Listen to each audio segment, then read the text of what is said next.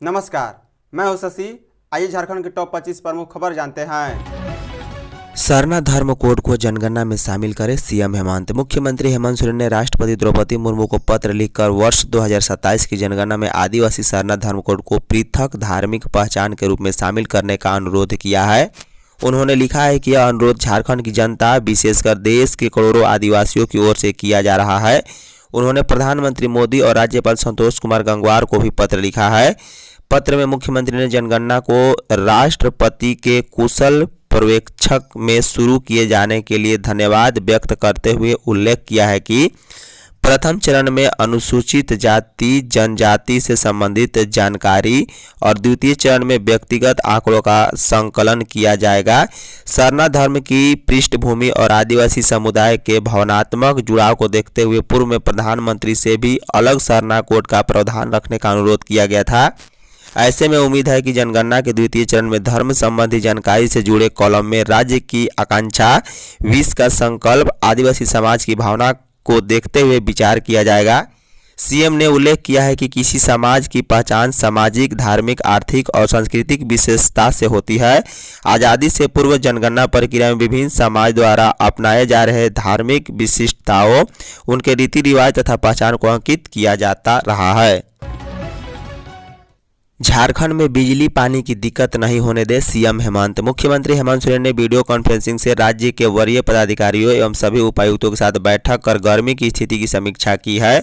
उन्होंने पेयजल, बिजली, स्वास्थ्य सेवाओं तथा ग्रामीण क्षेत्र में प्रशासनिक निगरानी को सर्वोच्च प्राथमिकता देने के निर्देश दिए। कहा है कि गर्मी में लोगों को कोई असुविधा न हो, यह जिला प्रशासन की प्राथमिक जिम्मेदारी है। उन्होंने सभी उपायुक्तों को निर्देश दिए हैं कि अपने अपने जिले में पेयजल की समुचित व्यवस्था सुनिश्चित करें ताकि किसी भी क्षेत्र में जल संकट की स्थिति उत्पन्न न हो। जल आपूर्ति योजनाओं, चापाकलों, टैंकरों और अन्य वैकल्पिक जल स्रोतों की नियमित निगरानी की जाए तथा जहां भी समस्या की सूचना मिले वहां त्वरित कार्रवाई की जाए। सीएम ने निर्बाध विद्युत आपूर्ति करने को भी कहा है। जिला प्रशासन संबंधित विभागों के साथ समन्वय बनाकर बिजली कटौती, ट्रांसफार्मर की खराबी तथा आपूर्ति बाधित होने जैसी शिकायतों का त्वरित समाधान सुनिश्चित करे। स्वास्थ्य सेवाओं पर सभी जिले विशेषकर सतर्कता बरते। अस्पतालों, सामुदायिक स्वास्थ्य केंद्रों, प्राथमिक स्वास्थ्य केंद्र तथा अन्य चिकित्सा संस्थान में हीट वेव और लू से प्रभावित लोगों के उपचार की समुचित व्यवस्था रहे।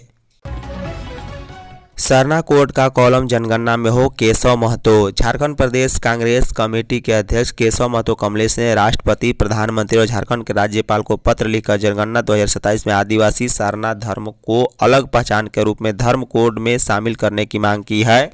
उन्होंने पत्र में लिखा है कि झारखंड की पहचान समृद्ध आदिवासी सभ्यता, संस्कृति और प्रकृति पूजक परंपरा से है। यहाँ के आदिवासी समाज की धार्मिक, सामाजिक और सांस्कृतिक जीवन शैली का मूल आधार प्राकृतिक पूजा, जल, जंगल और जमीन है, जिसकी पहचान सरना धर्म के रूप में है। यह केवल एक आस्था नहीं बल्कि सदियों से चली आ रही जीवन पद्धति है।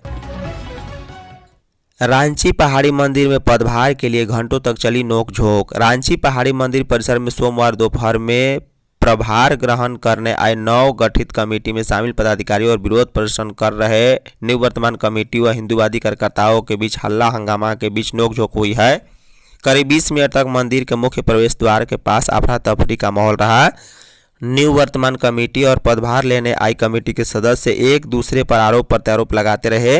हो हल्ला और आरोप प्रत्यारोप के बीच वहां मौजूद सुखदेव नगर थाना के प्रभारी सुनील पासवान ने दोनों पक्ष को समझा बुझाकर शांत कराया। इसके बाद प्रभार लेने आई कमेटी वापस लौट गई।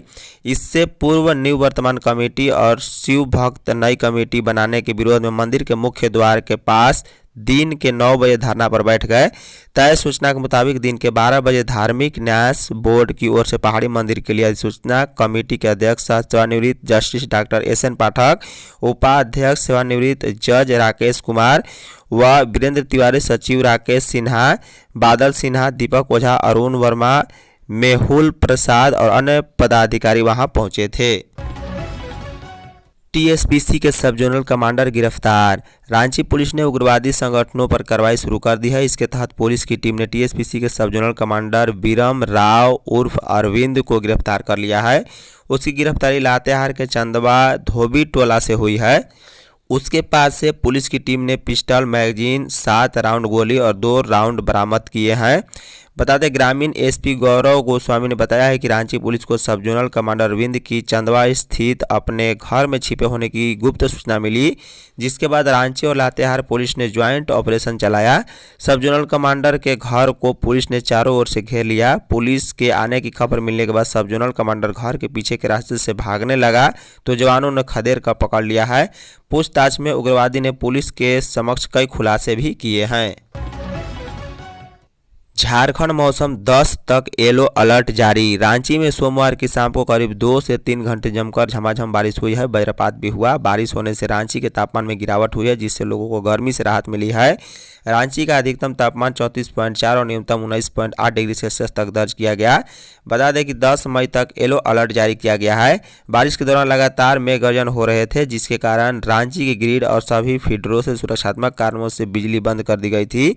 करीब 2 से 3 घंटे तक बारिश के दौरान कई इलाकों में बिजली बंद रही। बारिश कम होने के बाद एक एक करके सभी फीडरों से बिजली बहाल शुरू हुई है। इसके बाद लोकल फॉल्ट जैसी समस्याएं शुरू हो गई, जिसके कारण लाइन ट्रिपिंग और बिजली के आने जाने का सिलसिला भी लगा रहा। बता दें कि भारतीय मौसम विज्ञान केंद्र के अनुसार 5 से लेकर 10 मई तक झारखंड में येलो अलर्ट जारी किया गया है, जिसके तहत राज्य में कहीं कहीं पर मेघ गर्जन के साथ तेज हवा और वज्रपात होगा। हवा की रफ्तार 40 से 50 किलोमीटर प्रति घंटा तक रहेगी। उत्पाद सिपाही पेपर लीक या अफवाह देना होगा जवाब। उत्पाद सिपाही पेपर लीक मामले में एक बड़ा कानूनी विरोधाभास सामने आया है। एक और जहां झारखंड कर्मचारी चयन आयोग लगातार यह कह रहा है कि परीक्षा का पेपर लीक हुआ ही नहीं है, वहीं दूसरी ओर इसी आरोप में 168 लोगों की गिरफ्तारी हो चुकी है। अब इस विरोधाभास पर कोर्ट ने सख्त रूप अपनाते हुए जेएसएससी से विस्तृत लिखित रिपोर्ट आयोग को लाने के लिए कहा गया है। कोर्ट में सुनवाई के दौरान बचाव पक्ष के वकीलों ने कहा है कि यदि पेपर लीक नहीं हुआ है तो फिर इतने बड़े पैमाने पर हुई गिरफ्तारी किस आधार पर की गई। वहीं अगर लीक हुआ है तो उसके ठोस साक्ष्य कोर्ट के सामने प्रस्तुत किए जाएं। हालांकि कोर्ट के निर्देश पर जांच अधिकारियों ने करीब 500 पेज की केस डायरी दाखिल की है, लेकिन कोर्ट ने इसे पर्याप्त नहीं माना है। बाबूलाल के काफिले की जिप्सी बीच रास्ते में खराब। नेता प्रतिपक्ष बाबूलाल मरांडी के कारकेट में शामिल जिप्सी हजारीबाग के चौपारण से लौट रांची के दौरान इटखोरी मोड़ पदमा के पास खराब हो गई। करीब 1 घंटे की मकसद के बाद किसी प्रकार मरम्मत कर पुनः बाबूलाल मरांडी अपने गंतव्य के लिए रवाना हो पाए। भारी बारिश में घंटे भर इस प्रकार बीच सड़क पर नेता प्रतिपक्ष का खड़े रहना कहीं न कहीं उनकी सुरक्षा से जुड़ा मामला है। यह पहली बार नहीं जब बाबूलाल मरांडी की कारकेट की गाड़ी बीच रास्ते में इस प्रकार खराब हुई हो। इससे पूर्व इसी साल जनवरी में भी तिलैया में उनके काफिले की गाड़ी खराब हो चुकी है। इसके पहले भी उनके बुलेट प्रूफ गाड़ी भी कई जगह खराब होने की बात सामने आई है। दरअसल पूर्व मुख्यमंत्री बाबूलाल मरांडी की सरकारी बुलेट प्रूफ गाड़ी सहित उनके काफिले की सभी गाड़ियां जर्जर अवस्था में है। वह कह सकते हैं कि कंडम हो चुकी है।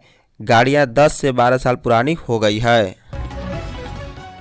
घूसपैठ के खिलाफ निर्णायक जनादेश। नेता प्रतिपक्ष बाबूलाल मरांडी ने बंगाल चुनाव में भाजपा की प्रचंड जीत के लिए बंगाल की जनता, देश के प्रधानमंत्री नरेंद्र मोदी, गृह मंत्री अमित शाह, राष्ट्रीय अध्यक्ष नितिन नवीन, शीर्ष नेतृत्व, वरिष्ठ नेता शिवेंद्र अधिकारी और बंगाल प्रदेश अध्यक्ष सौमिक भट्टाचार्य, बीजेपी के असंख्य नेता, कार्यकर्ता और निष्पक्ष चुनाव कराने के लिए चुनाव आयोग को बधाई दी है। उन्होंने साफ तौर पर इसे बंगाल की जनता की जीत करार दिया। बाबूलाल मरांडी ने कहा है कि जब 92% से अधिक मतदान हुआ उसी समय स्पष्ट हो गया कि बंगाल इतिहास रचने जा रहा है, वहां परिवर्तन होगा और बीजेपी के नेतृत्व में नई सरकार बनने जा रही है। उन्होंने कहा है कि यह स्पष्ट हो गया है कि बंगाल की जनता को प्रधानमंत्री पर भरोसा है।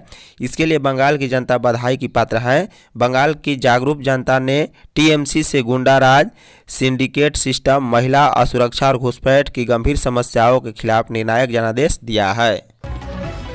बंगाल का चुनाव अवैध व असंवैधानिक। जेएमएम झामो ने बंगाल चुनाव परिणाम को लेकर केंद्र सरकार और चुनाव आयोग पर आरोप लगाए हैं। झामो महासचिव सुप्रियो भट्टाचार्य ने सोमवार को पार्टी कार्यकर्ता में आयोजित प्रेस वार्ता को संबोधित करते हुए कहा है कि बांग्लादेश युद्ध के दौरान भी 2.5 लाख सेना नहीं भेजी गई थी, मगर बंगाल चुनाव में केंद्रीय बल के करीब 2.5 लाख जवानों को भेजा गया।